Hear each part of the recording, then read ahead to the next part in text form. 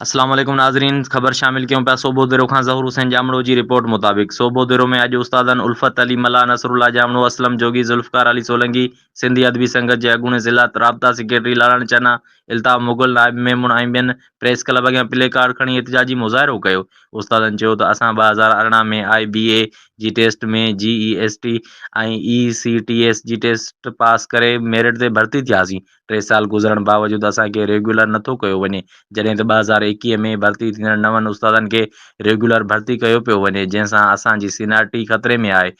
उन सां गॾोगॾु असांखे सियालानी इंक्रीमेंट ऐं पी प्रोटेक्शन खां महरूम रखियो वियो आहे। उस्तादनि सिंध हुकूमत ऐं वास्तेदार आला अख़्तियारनि खां मुतालबो कयो त 2018 वारनि IBA पास GESTS ऐं ECTS खे मुक़ररी वारी तारीख़ खां रेगुलर कयो वञे, न त ॿी सूरत में सख़्तु एहतिजाज करण ते मजबूर थींदासूं। IBA के ज़रिए टेस्ट पास करे असां JEST ऐं ECT भर्ती थियासीं। शुरू में 2017 जी पॉलिसी हुई, जंहिं तहत असांखे कॉन्ट्रैक्ट ते रखियो वियो। 3 साल गुज़री विया आहिनि, पर उन पॉलिसीअ खे सप्रेस करे 2021 में हिकु नई पॉलिसी ठाही वई, जंहिं तहत हाणे जेके 2021 में भर्तियूं थियनि पियूं उहे रेगुलर बुनियादनि ते भर्तियूं थियनि पियूं।